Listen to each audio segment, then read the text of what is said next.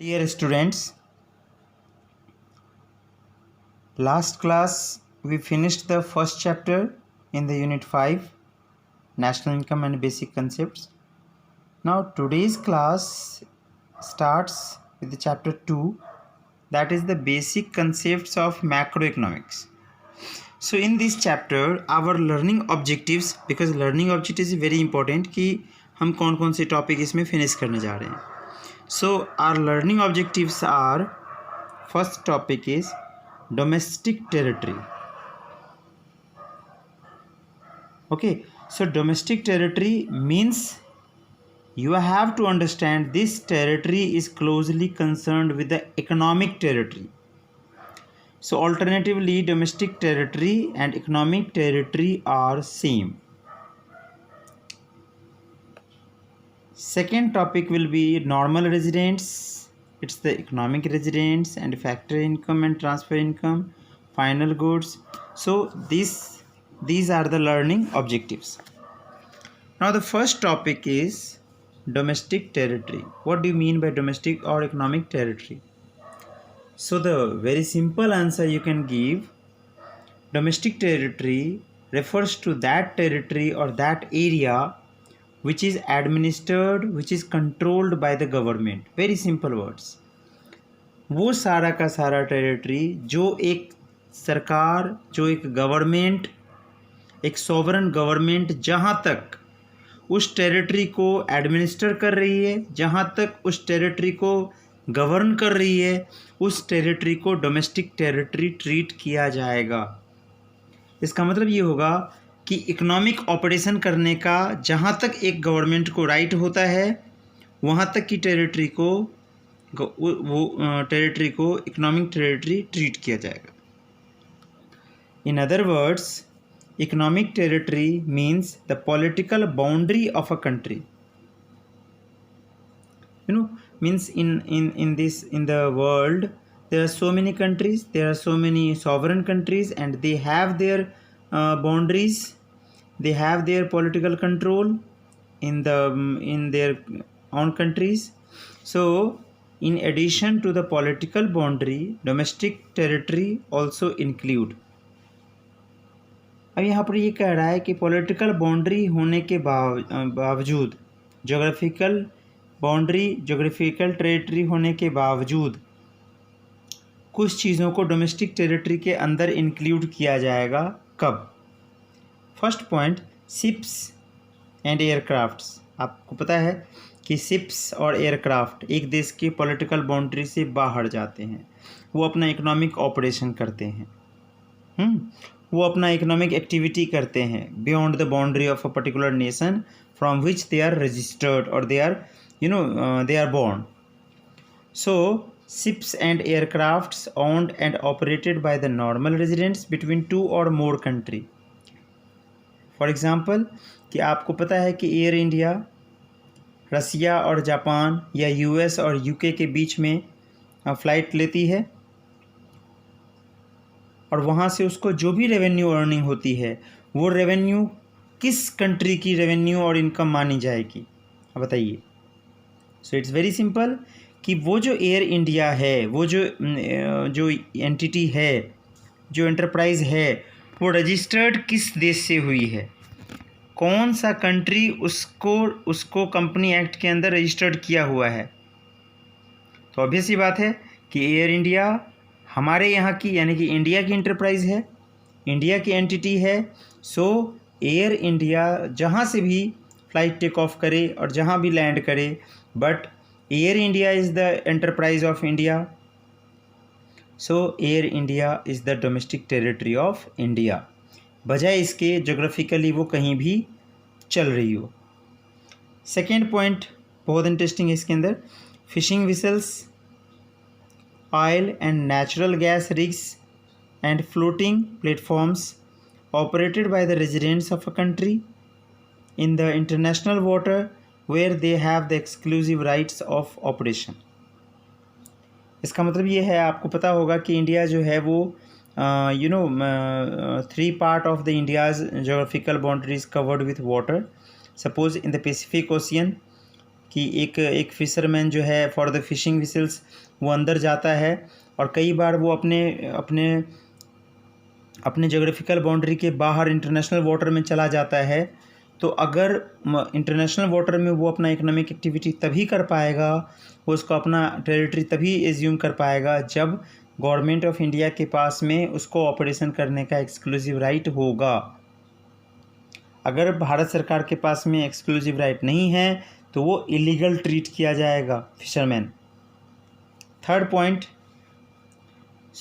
Is very interesting. Embassies, consulates and military establishment of a country located abroad but governed by home country।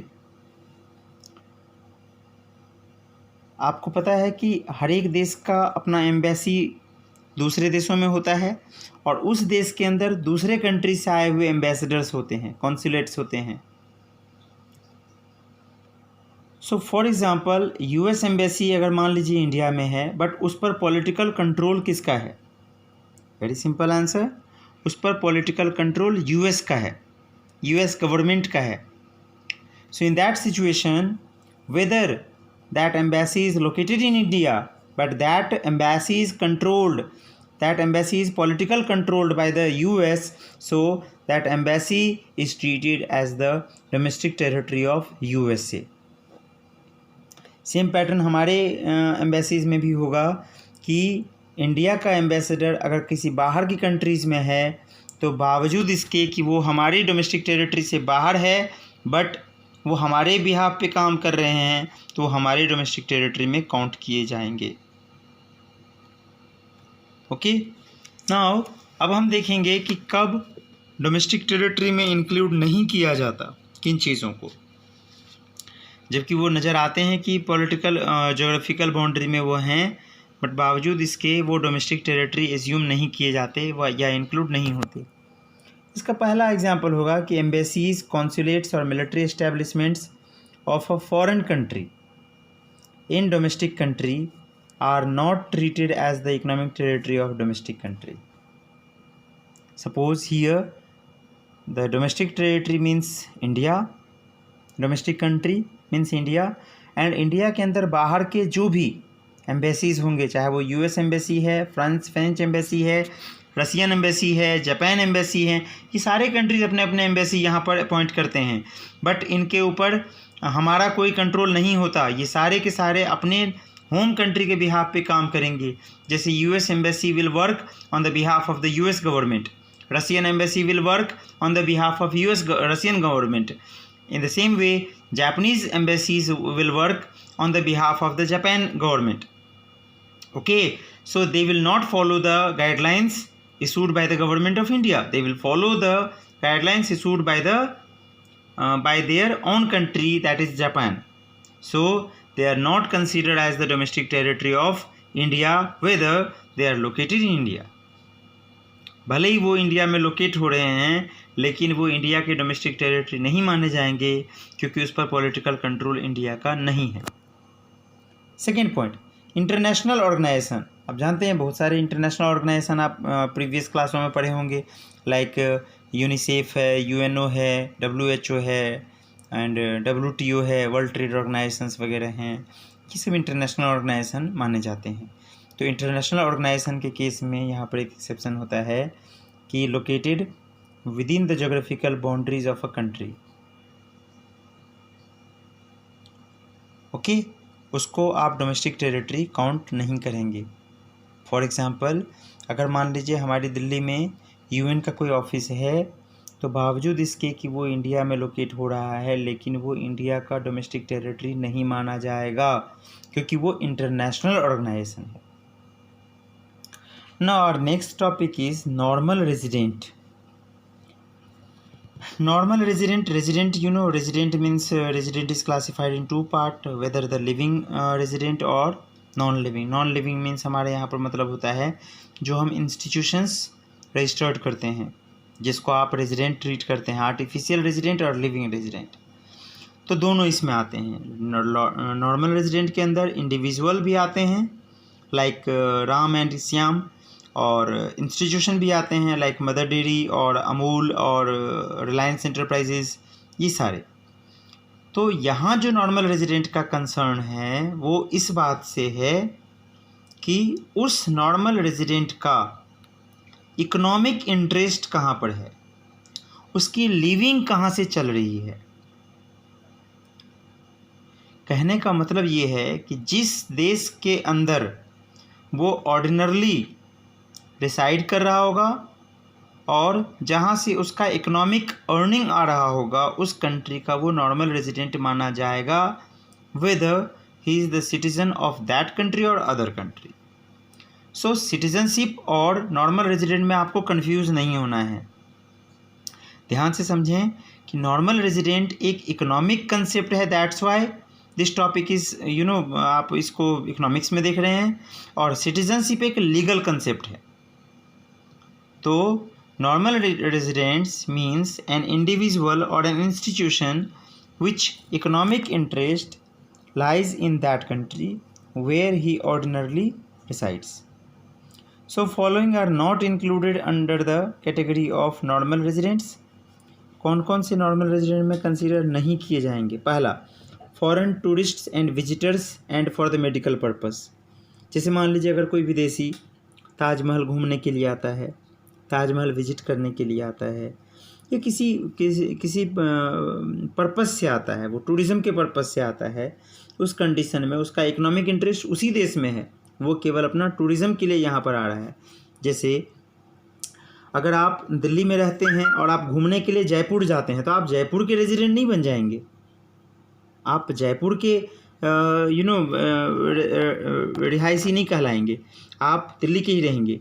ठीक वैसे ही अगर कोई विदेशी हमारे देश में घूमने के लिए आता है, विजिट करने के पर्पज़ से आता है, तो उसकी जो नॉर्मल रेजिडेंटशिप है वो उसी कंट्री में रिटेन रहेगी जिस कंट्री से वो आया है, इसलिए ये एक एक्सेप्शन हो गया। Second, foreign staff of embassies, official diplomats, member of the armed forces of a foreign country, ये सारे भी नॉर्मल रेजिडेंट नहीं माने जाएंगे। क्यों? क्योंकि एम्बेसीज़ के अंदर जो फॉरेन स्टाफ्स होते हैं, डिप्लोमेट्स होते हैं, और उनके जो आर्म्ड फोर्सेस के जो स्टाफ हैं वो फॉरेन कंट्री ट्रीट किए जाएंगे, उस देश के नॉर्मल रेजिडेंट नहीं माने जाएंगे। Okay, international organisation like UNO, WHO etcetera are not considered, इनको भी नॉर्मल रेजिडेंट नहीं माना जाएगा उस कंट्री का जहाँ पर वो लोकेट कर रहे हैं। Fourth point, employees of the international organisations as considered as residents of the countries to which they belong. इसका मतलब ये हुआ कि दिल्ली के अंदर अगर UNO का ऑफिस है और उसके अंदर एक फ्रांस का कोई पर्सन वर्क कर रहा है, फिर से मैं क्लियर करूँ इस पॉइंट को कि इसमें दिया है एम्प्लॉयज़ ऑफ इंटरनेशनल ऑर्गेनाइजेशन, तो उसके अंदर दिल्ली में अगर कोई UN का ऑफिस है और उसमें काम करने वाला एक स्टाफ फ्रांस का है, तो वो फ्रांस का नॉर्मल रेजिडेंट माना जाएगा, ना कि इंडिया का। कहने का मतलब ये है कि इंटरनेशनल ऑर्गेनाइजेशन में काम कर रहा है वो, इस तरीके से वो एम्प्लॉई इंटरनेशनल ऑर्गेनाइजेशन का है, तो उस केस में नॉर्मल रेजिडेंट वो वहाँ का माना जाएगा जहाँ से वो बिलोंग कर रहा है, ना कि जहाँ वो आपको रिसाइड करता हुआ दिख रहा है। Fifth point, crew members of foreign vessels, commercial travellers and seasonal workers, provided their stay is less than 1 year. ये लीगली भी ये समझाया जाता है कि लीगल कंसेप्ट में ये कहा जाता है कि नॉर्मली 183 डेज़ से ज़्यादा अगर आप कहीं रहते हैं, उसी केस में आपको वहाँ का रेजिडेंट इकोनॉमिकली ट्रीट किया जाता है। तो नॉर्मली लेस देन 1 ईयर का मतलब यहाँ पर 6 महीने से कम। अगर आप 6 महीने से कम कहीं भी रहते हैं किसी पर्पज़ के लिए, तो आप उस देश के नॉर्मल रेजिडेंट नहीं माने जाएंगे। Okay, so this topic is finished, and our next topic is what is factor income and transfer income. बहुत आसान सी चीज़ है ये। ध्यान से सुनेंगे तो समझ में आ जाएगा ये आपको, फैक्टर इनकम और ट्रांसफ़र इनकम। इसका मैं आपको एग्जांपल दे देता हूँ। सपोज़ करिए कि आप देखते होंगे कि आपके स्कूल में बहुत सारे टीचर पढ़ाते हैं, और तो पढ़ाते हैं, तो इसका मतलब वो कौन सी सर्विस दे रहे हैं? फैक्टर सर्विस दे रहे हैं as a labour. And for the rendering of their labour services, what thing they are getting in return?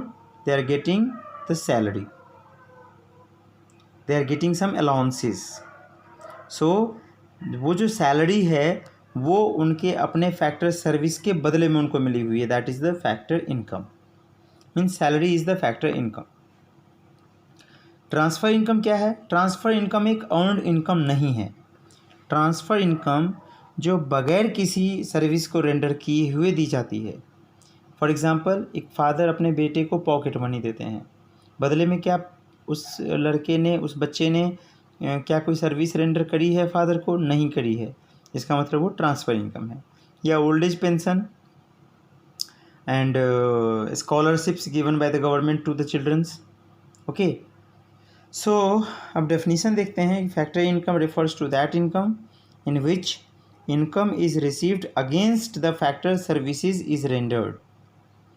Example, salary is received by an employee for the labor services is rendered.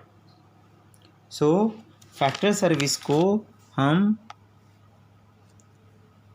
earned income भी कहते हैं। कौन सी income कहते हैं? earned income, जिस पर आप legally claim भी करते हैं। समझ में आ गया? और transfer income means the income which is received without any services is rendered. बगैर कोई, यहाँ पर लगा हुआ विदाउट, कि जब आपको कोई भी इनकम अर्न होती है वो उसके बदले में आपने कोई सर्विस रेंडर नहीं की होती है, उसको आप ट्रांसफ़र मानेंगे। लाइक आप बेगर को कुछ दे देते हैं सिंपैथी के नाम पे, लव, सिंपैथी, अफेक्शन, इन सब के बेसिस पर नॉर्मली ट्रांसफ़र इनकम होते हैं। सो पॉकेट मनी और scholarship are the big example. So this income is called unearned income. इसे कौन सी इनकम कहेंगे आप? तो दोनों का डिफरेंस कैसे बना देंगे? फैक्टर इनकम को अर्नड इनकम और ट्रांसफ़र इनकम को अनअर्न्ड इनकम कंसीडर किया जाएगा। ओके, सो इस वीडियो में इतनी टॉपिक रखी, नेक्स्ट अगले वीडियो में करेंगे। ओके।